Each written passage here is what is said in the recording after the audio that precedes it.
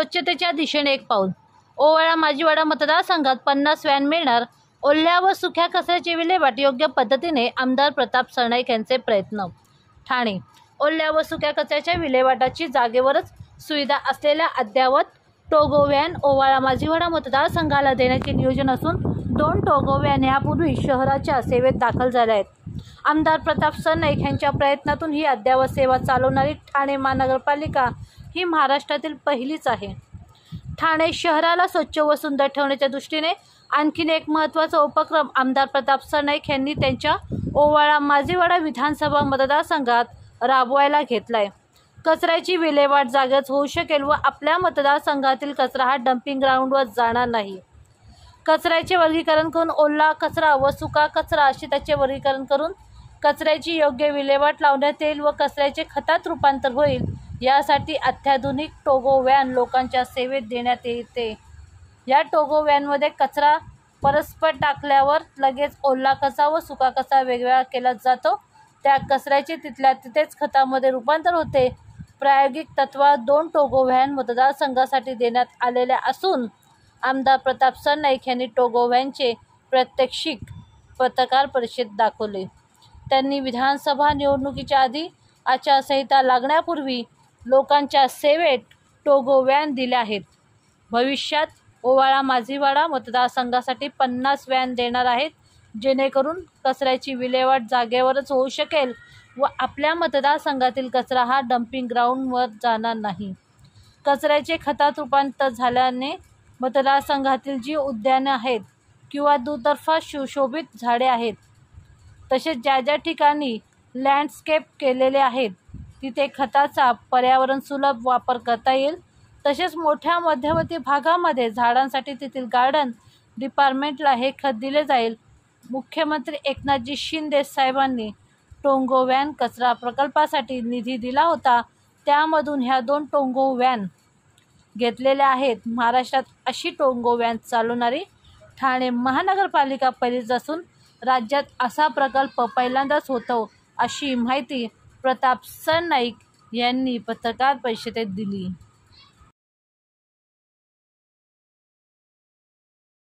मध्ये कचरा प्रकल्पासाठी काही निधी मंजूर करण्यात आला होता। त्याची निविदा प्रक्रिया वगैरे राबवून मोठा जो कचरा प्रकल्प आहे तो गायमुखेडे कार्यान्वित झाला आणि प्रामुख्यानं ह्या 2 टोगो व्हॅन गाड्या आपण त्यातनं घेतल्या होत्या आणि आचारसंहिता लागण्यापूर्वी या नागरिकांच्या सेवेमध्ये सुद्धा चालू झालेल्या आहेत।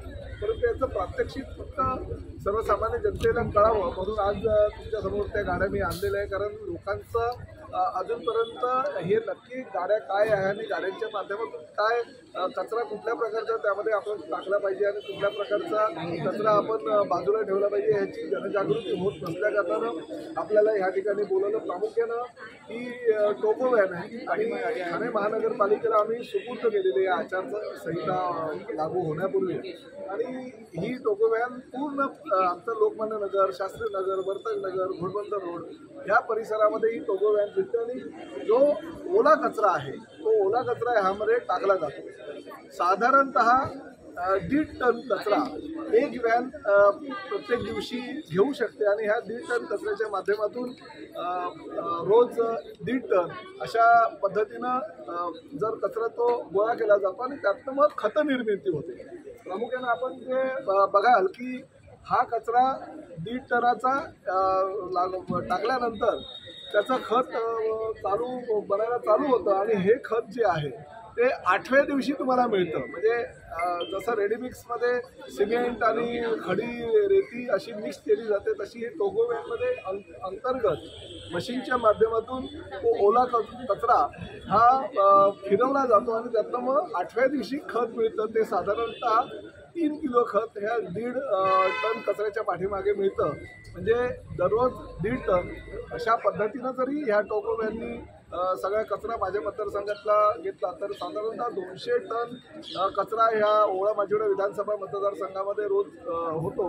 त्यापैकी साधारणतः 100% ओला कचरा आणि 100 टन ओला कचरा आणि 100 टन हा सुका कचरा। सुका कचरा हा मार्केटमध्ये विकला जातो कारण त्याला किंमत मिळते, ओल्या कचऱ्याला काही किंमत मिळत नाही। त्यामुळे ओल्या कचऱ्यापासून खतनिर्मिती करण्याचा मुख्य प्रस्ताव आमचा आहे आणि ह्या खतनिर्मिती जी आहे आम्ही महानगरपालिकेच्या प्राधिकरण विभागाला देणार आहोत, जेणेकरून वृक्ष प्राधिकरण विभागामध्ये शहरातील जे काही आमची उद्यानं आहेत, मैदानं आहेत, त्याच्या बाजूला जी झाडं आहेत त्या झाडांना या खताचा प्रामुख्यानं एक गोष्ट या ठिकाणी मी आधी तुम्हाला सांगू इच्छितो की लोकसभेची आचारसंहिता लागण्यापूर्वी राज्याचे लोकप्रिय मुख्यमंत्री एकनाथ शिंदे साहेबांकडे मी मागणी केली होती की माझ्या विधानसभा मतदारसंघामध्ये साधारणतः 200 टन कचरा रोज या ओळा विधानसभा मतदारसंघातील नागरिकांच्या माध्यमातून मिळत असतो आणि अनेक ठिकाणी डम्पिंग ग्राउंडची उपलब्धता मोठ्या प्रमाणात असल्याकारणाने कचरा साचत होता. अनेक ठिकाणी नागरिक कुठेही कचरा टाकत होते.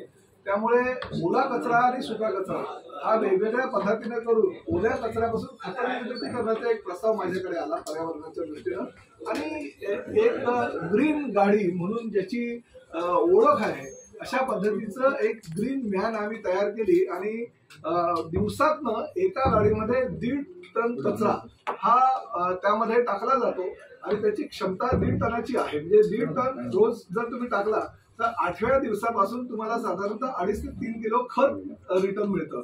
आणि या खताचा विनियोग तुम्हाला महापालिकेच्या ज्या काही गार्डन्स आहेत किंवा प्ले ग्राउंड्स आहेत किंवा त्याच्या आजूबाजूला असलेली झाडं झुडुपं आहेत त्यासाठी जो खत लागतं त्या खताचा उपयोग त्यासाठी होऊ शकेल.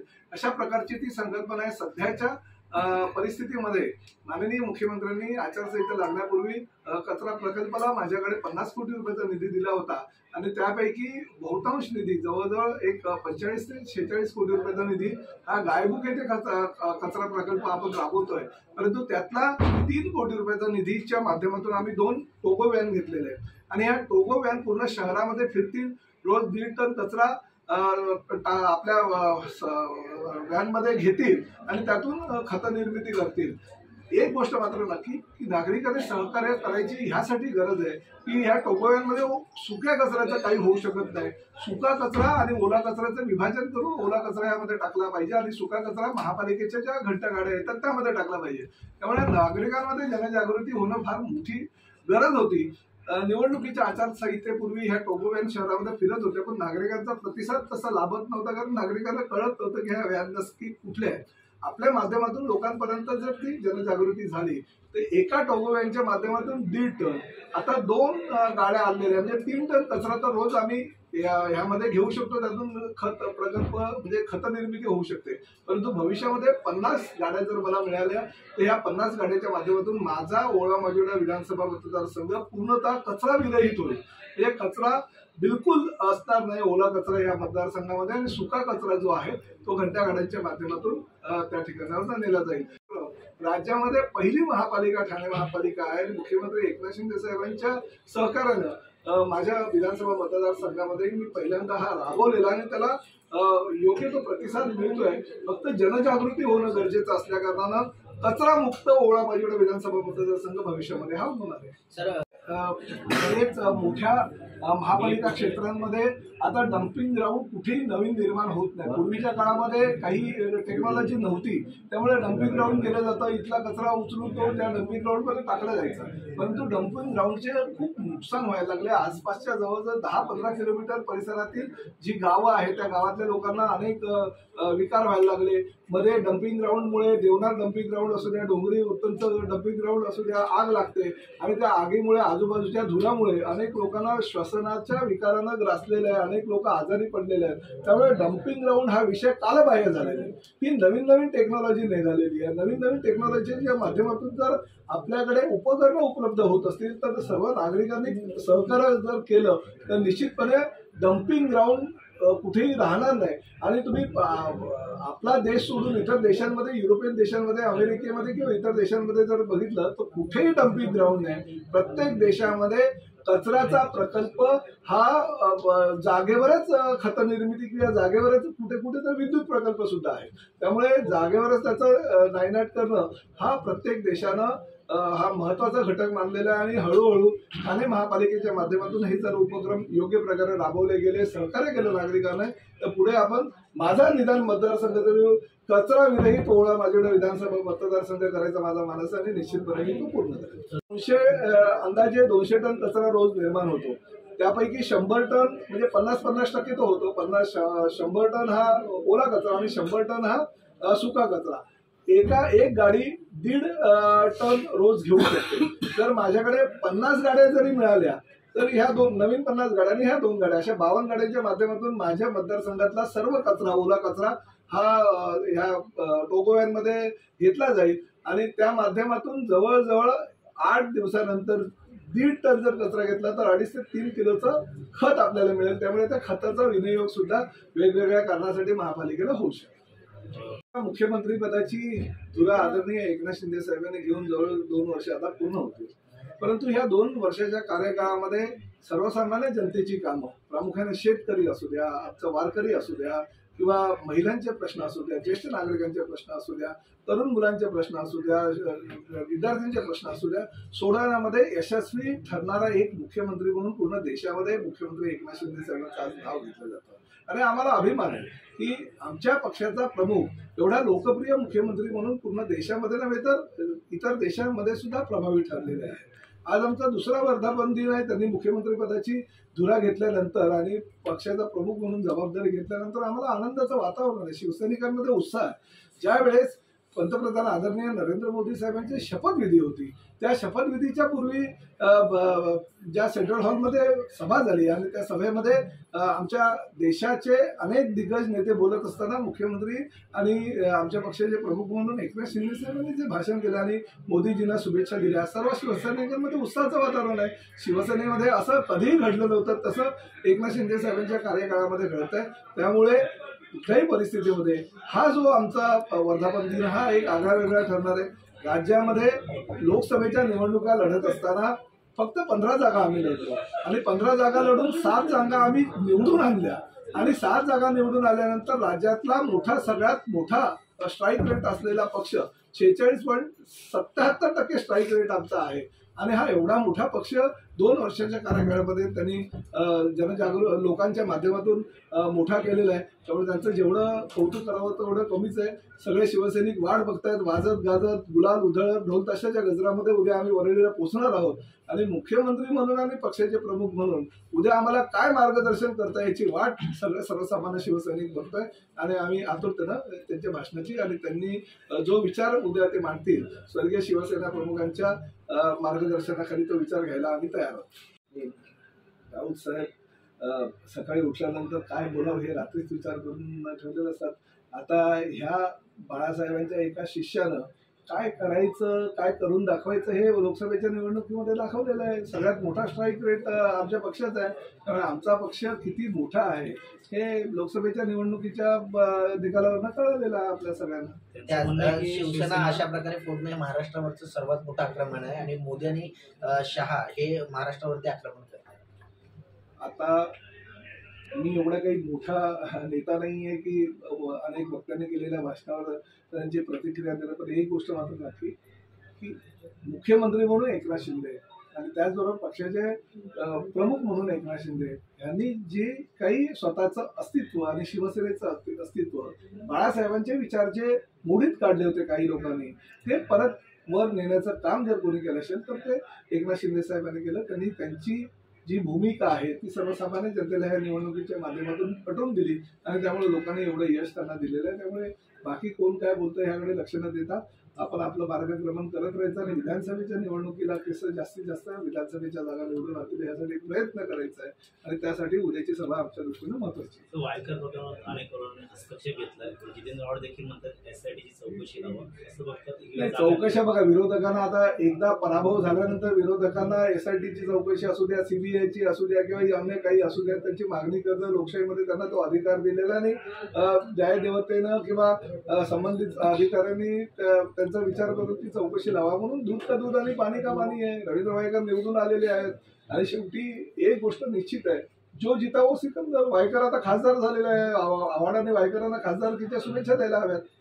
सर, भाजपच्या आमदारांना आता अजित पवार जे आहेत ते महायुतीत नकोसे वाटतात, कारण अनेक ठिकाणी राष्ट्रवादीचा सपोर्ट जो आहे महायुतीला दिसून आलेला नाही. शिवसेनेला आणि भाजपला याचा फटका पडला. मी कुठेतरी चॅनलच्या माध्यमातून वाचले, पण त्या विषयावर आम्ही काही बोलणं इतपत आम्ही मोठे नाही. ते वरिष्ठ पातळीवर जो निर्णय आहे तो निर्णय या संदर्भातील घेतील. प्रत्येक पक्षाच्या प्रमुखाला आणि प्रत्येक पक्षाच्या आमदारांना, खासदारांना स्वतःची मतं मांडायची असतात, परंतु ती मतं ही वैयक्तिक असतात. देश पातळीवर आणि राज्य पातळीवर काम करण्याची नेत्यांची नसतात. तर या आठवड्यात मंत्रिमंडळ विस्तार होणार आहे. काय वाटतं की कशा प्रकारे मंत्रिमंडळ विस्तार होईल? कारण आपण सुद्धा नाही, मी त्याही वेळेस बोललो ना की 2009ला मी पहिल्यांदा निवडून आलो, तेव्हा पण मंत्रिपदासाठी प्रताप सरनाईक माझं नाव होतं. 2014ला निवडून आलो, त्याही वेळेस प्रताप सरनाईक मंत्री होणार म्हणून तुमच्या चॅनलच्या माध्यमातून ब्रेकिंग न्यूज येत होती. 2019ला तर अगदी झालंच. मला कधी शपथ घ्यायची, कधी सूट शिवायची याची वाट बघत होतो. त्यामुळे मी समाधानी त्यावरच आहे की ठीक आहे, प्रत्येक वेळेस आपलं नाव विधानसभेचा एक सदस्य म्हणून चालतं आणि ठीक आहे, तुमच्या सगळ्या लोकांचं प्रेम आहे त्यामुळे तुम्ही पण नावं चालवता. परंतु एक गोष्ट मात्र नक्की की मंत्रिपदापेक्षा हे राज्याचे मुख्यमंत्री म्हणून ठाणेकर आहे. एकनाथ शिंदे हे राज्याचे मुख्यमंत्री म्हणून, आपल्या पक्षाचे प्रमुख म्हणून ज्या पद्धतीनं काम करतात त्याचा आम्हाला ठाणेकरांना अभिमान आहे. आणि तो अभिमान आम्ही लोकसभेच्या निवडणुकीमध्ये नरेश म्हस्केला खासदार करून दाखवलेला आहे. मात्र खासदारकी तुम्ही घेतली नाही, नरेश म्हस्केला दिला. कुठेतरी येणाऱ्या काळात मंत्रिपद मिळेल अपेक्षा बघा, कारण तुमच्या मतदारसंघातून मोठी लीड मिळालेली आहे, याचं बक्षीस म्हणून मंत्रिपद. माझ्या मतदारसंघातून प्रत्येक निवडणुकीला लीड मिळालेलं आहे. किंवा माझ्या विधानसभेच्या निवडणुकीमध्ये तर मी 84,000पेक्षा जास्त मताधिक्यानं निवडून आलो होतो.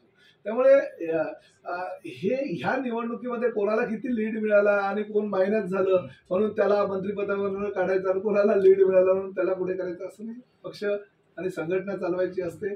राज्यामध्ये गतिमान सरकार देऊन पुढल्या 3 ते 4 महिन्याच्या कालावधीमध्ये कसे सर्वसामान्य महाराष्ट्रातील जनतेचे कामं करायचं हा प्रश्न फार मोठा आदरणीय एकनाथ शिंदे साहेब, देवेंद्र फडणवीस आणि अजितदादांकडे आहे. त्यामुळे मंत्रिपदापेक्षा राज्याची जनतेची कामं कशी होईल, माझी ठाणेकरांची कामं कशी होईल, माझ्या ओळा माजिवडा विधानसभा मतदारसंघातील जनतेची कामं कशी होईल यासाठी मी प्राधान्य देणार आहे. मंत्रिपद तर ठीक आहे, मंत्रिपद जर माझ्या नशिबामध्ये असेल तर ते कोणी हिरावून घेऊ शकत नाही. परंतु मी मात्र ह्या गोष्टीवर ठाम आहे की मुख्यमंत्री म्हणून जो सर्वोच्च पद आहे ते पद माझ्या ठाण्यातल्या एका आमदाराकडे आहे आणि ते एकनाथ शिंदे साहेब त्या जबाबदारीची जाणीव ठेवून अतिशय चांगल्या प्रकारे ते काम करतात ह्या राज्याच्या हितासाठी. त्याचा मला अभिमान आहे. ठाकरे गटामुळे राष्ट्रवादी शरद पवारांना फायदा झाला, काँग्रेसचा फायदा झाला. मात्र नाना पाटोळे म्हणतात की या शोषित शिवसेना म्हणजे ठाकरे गट आणि शरद पवारांना आम्ही सामावून घेतलं. नाना पाटोळेचा कदाचित वैयक्तिक विषय असेल, कारण ज्या विषयावर नाना पाटोळे बोलतात त्यांचे सर्वोच्च नेते म्हणजे आदरणीय राहुल गांधी, आदरणीय प्रियंका गांधी, सोनियाजी गांधी हे तर त्यांच्याबरोबर बसून सगळे चर्चा करतात आणि निर्णय घेत असतात. त्यामुळे कदाचित अशा काही प्रकरणांमध्ये नाही, भविष्यामध्ये तर आघाडीत आता जर एकटे लढायची ते बोलतायत, भविष्यामध्ये जी आघाडी लोकसभेला राहिली ती विधानसभेला राहील सांगता येत नाही. सर, भुजबळांनी वेगळी भूमिका मांडावी असं ओबीसीचं म्हणणं आहे. अटल जरांगे असतील, भुजबळ साहेबांचा तो वैयक्तिक प्रश्न आहे, कारण गेल्या अनेक वर्षापासून आज त्यांचं वय 75 आहे. परंतु मी जवळजवळ 40 वर्षापासून भुजबळ साहेबांना ओळखतो. त्यांनी आजपर्यंत समता परिषदेच्या माध्यमातून असलेल्या अनेक विषयावर त्यांनी ज्वलंत आवाज उचललेला. त्यामुळे त्यांना मानणारे काही कार्यकर्ते आहेत आणि त्यांचं काय समता परिषदेचा तो वैयक्तिक प्रश्न. परंतु भुजबळ साहेबांनी सांगितलं की मी कुठेही नाराज नाही, मी समाधानी आहे आणि एखाद्या पक्षामध्ये सगळं काही मनाला वाटेल तसं काही मिळत नसतं, त्यामुळे कुठेतरी समाधान सुद्धा व्यक्त करायचं असतं असं त्यांनी स्वतःच सांगितलं. सर, एकीकडे आता 27 तारखेला अधिवेशन सुरू होतं, तर दुसरीकडे ओबीसीचं एक उपोषण मागे घेण्यात सरकारला यश आलेलं आहे. मात्र ओबीसीचं आरक्षणासाठी हाके जे आहेत ते अजूनही आंदोलनावर. सरकारची भूमिका स्पष्ट आहे की ओबीसीच्या आरक्षणाला धक्का न लावू देता मराठ्यांना जे दुर्बल घटकातील मराठे आहेत त्यांना ते त्यांचा जो अधिकार आहे तो देण्यात येईल आणि तो अधिकार देत असताना ओबीसीच्या आरक्षणाला कुठेही धक्का लागणार नाही याची ग्वाही राज्यातील महायुतीच्या सर्व नेत्यांनी दिलेली आहे.